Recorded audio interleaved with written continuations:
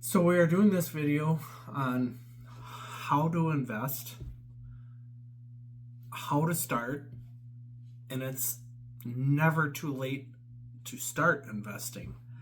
My mother-in-law, that's 80 years old, just started investing. It is never too late. I hear all the time people, oh, I'll never be able to retire. You need to start now. You can do it. If I can do it, anybody can do it. But you gotta start. So we're going to talk on how to start investing. And we'll go through the steps on how to open a brokerage account and what a mutual fund is, what a stock is, what a dividend is. We will go through all those steps and hopefully we learn and hopefully I get my point across and we'll go from there. Again, you help my YouTube channel by please subscribe. All right, let's get to it.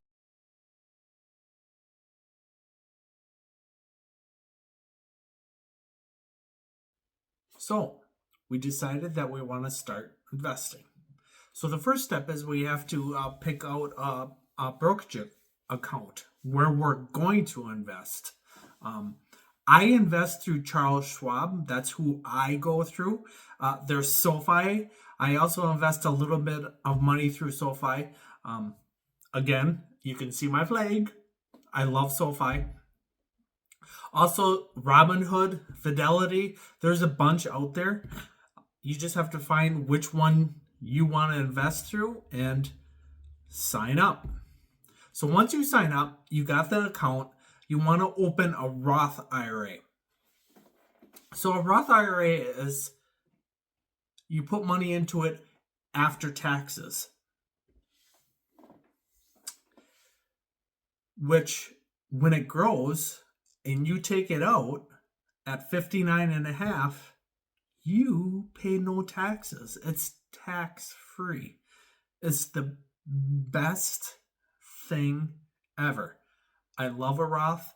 I tell everybody that I can tell to open a Roth, and I'm telling you to open a Roth because it is an awesome way to invest. So to invest in a Roth, you have to make less than $165,000 to be eligible, and that's most of the middle class. I don't know many people that make that much money. I definitely do not make that much money, so I definitely am investing in a Roth. Also, if you're married, it's $246,000 combined. Again, I don't know anybody as a couple that is making that much money. I know there's people out there that make that much money, but that is definitely not me and my wife. So how much can you put in a Roth? So you can put in, if you're under 50 years old, you can put in up to $7,000 a year. And if you're over 50, you have a little bit of a catch up and you can put in $8,000 a year. The only bad thing about a Roth is you can't take it out until you're 59 and a half. But there are a couple of ways that you technically can take it out. So you can take, in an emergency, what you put into it. You can take that out. You cannot take your profit out. So if you put in $10,000 and it's gone up to $15,000, you can actually take your $10,000 back. I would not recommend this. This is for retirement. So you do not want to touch this. Keep it in there. Keep it growing. But you can get to it in case of a very bad emergency. You can also set up a regular IRA. So a regular IRA is a little bit different. The regular IRA is you put money into it before taxes. Same rules apply for the Roth. The same, like $7,000 is the max you can put in, $8,000. The only difference is when you take it out, you get taxed. So Uncle Sam takes his tax.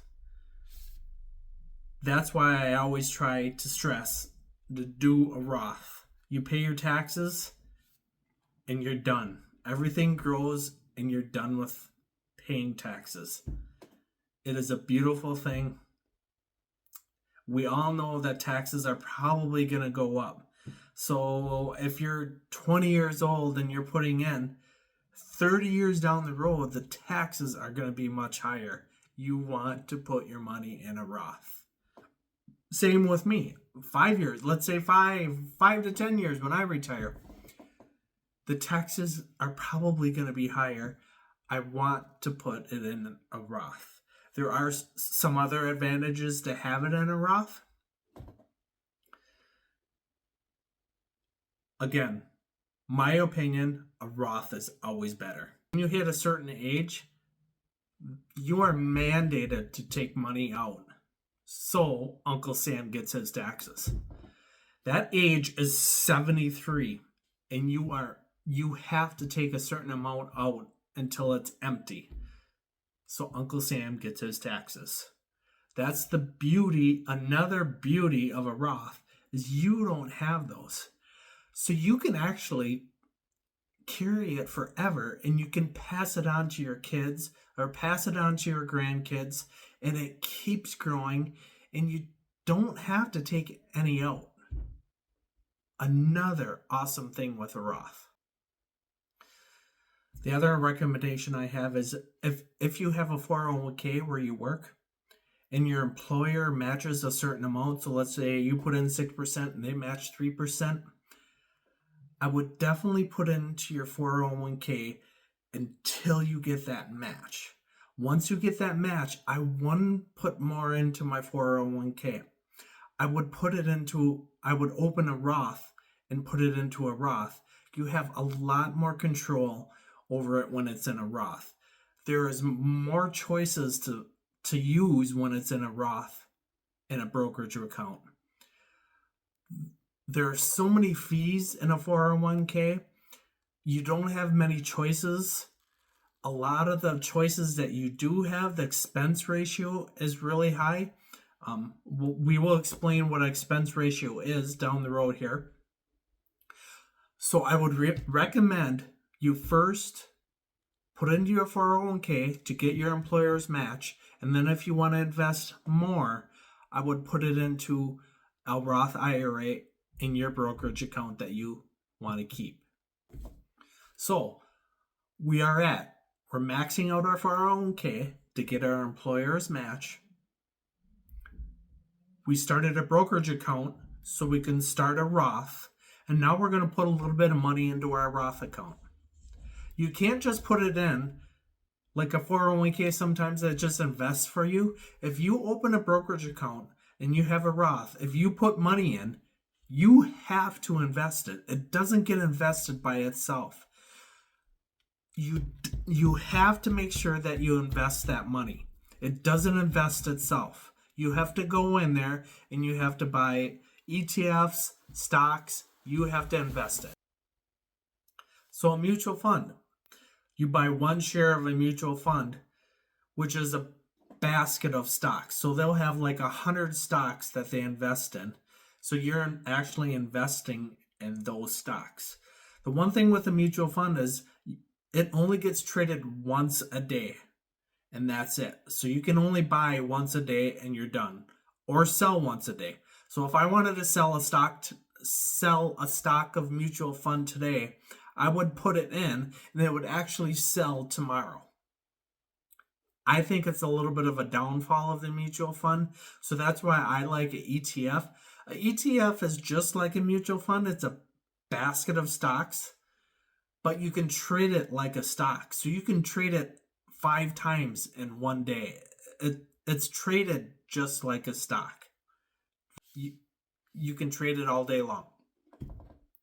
Stocks, when you buy, let's say we buy one share of Apple, you're actually buying a part of the company. You are part of Apple. When you buy one share, you're an owner of Apple, which is really cool. So, again, SoFi, I have 1,150 shares of SoFi. I'm actually an owner of SoFi. Really cool way to think of it, but that's what it is. You get to vote on the board members, they send you emails. It's pretty cool. Okay, now we know what a mutual fund is, we know what an ETF is, and we know what a stock is. Now the decision is, what are we going to invest in? Do we want to invest in stocks? Do we want to invest in mutual funds? Or do we want to invest in ETFs? What I do is I invest like 90% of my money in ETFs.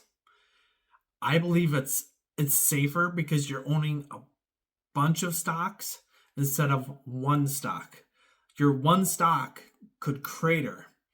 But if you're in an ETF and your one stock craters, the other 99 or how many stocks are in that ETF are holding it up. So it's a lot safer.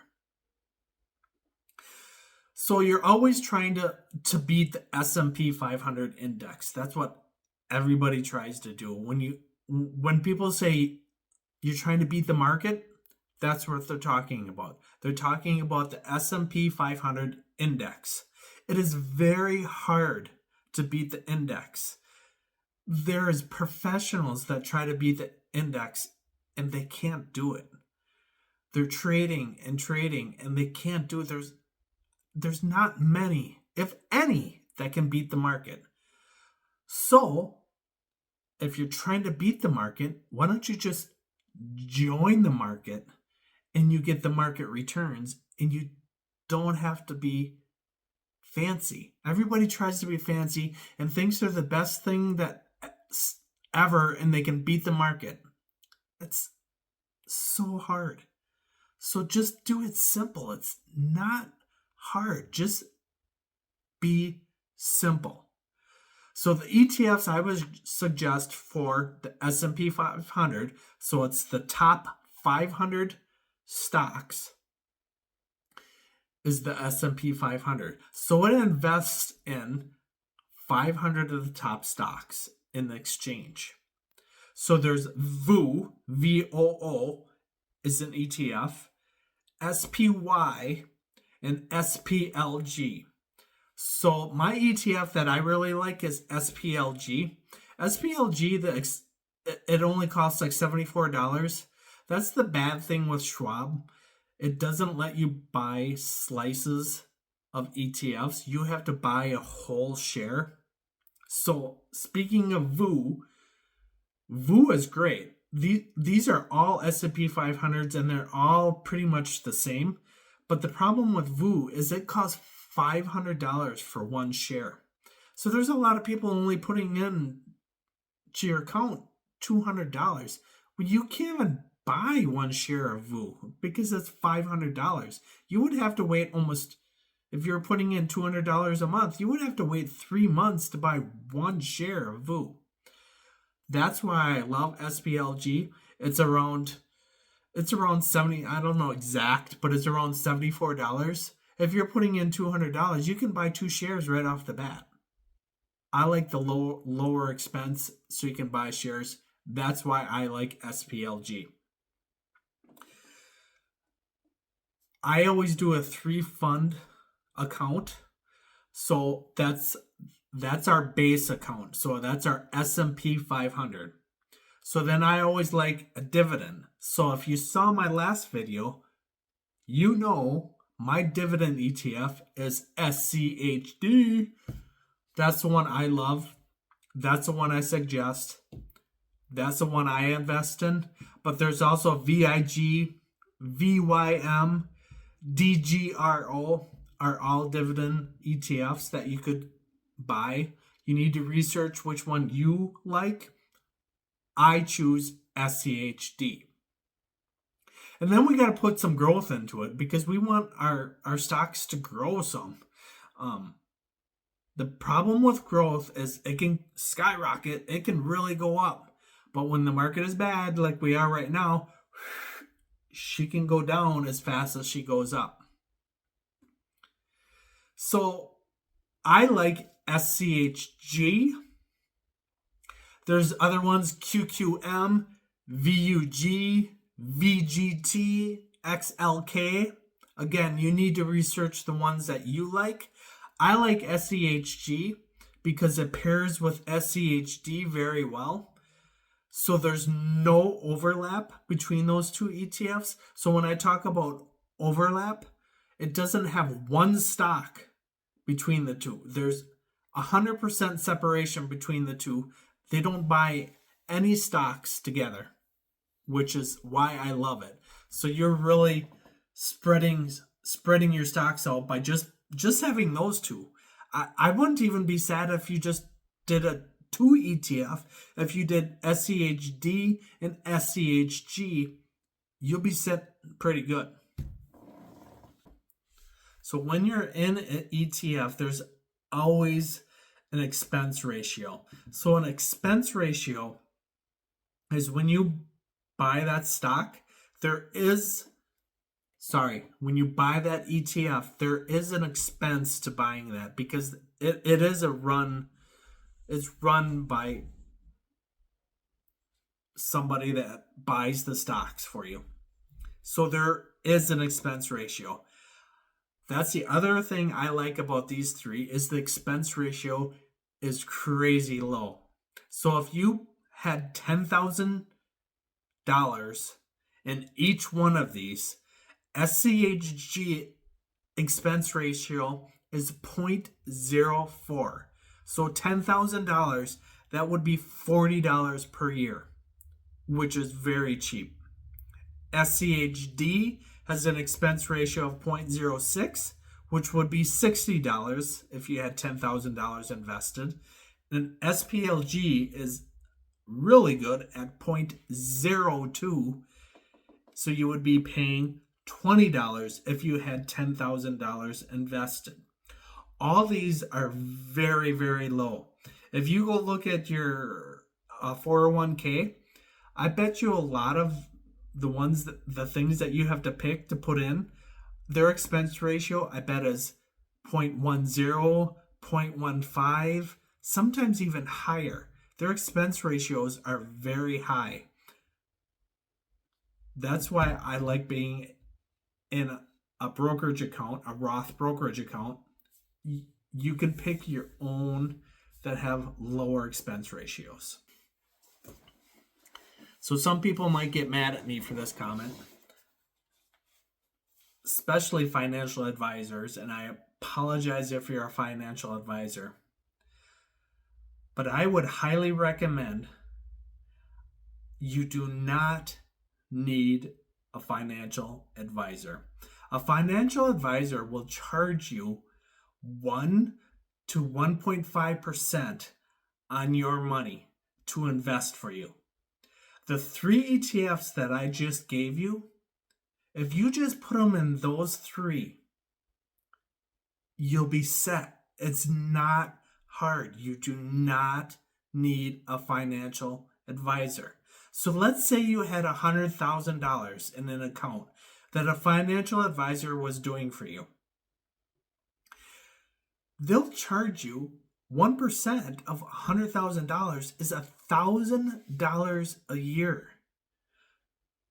Let's say you had $1 million. That's $10,000 you're paying them a year to run your money that you can do so easy. Anybody can do it. I do not have a college degree. I'm not the smartest guy in the world. It is very easy to do yourself. Anybody can do it. Just put it in 3 easy accounts and forget it, and you will do fine.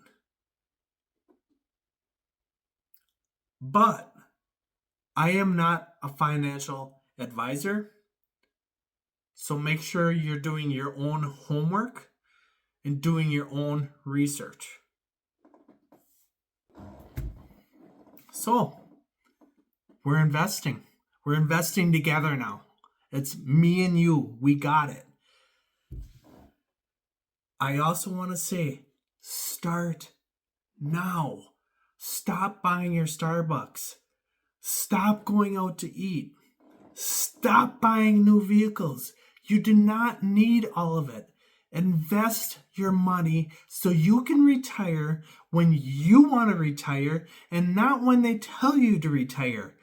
Anybody can do this. It drives me nuts when people say, oh, I can't afford it, while they're going to Starbucks buying a $7 coffee. Anybody can do it. Get off your butt, start saving, and you will do it. You will be on the way to be a millionaire, especially the younger generation. My kids, their friends. You should be investing. I'm very passionate about this. You could be a millionaire very easy. All it would take is $300 a month for 40 years. And you're set. And you can retire on your terms, not anybody else's. Think about that. Start saving. You can do it. I believe in you. Let's go. Investing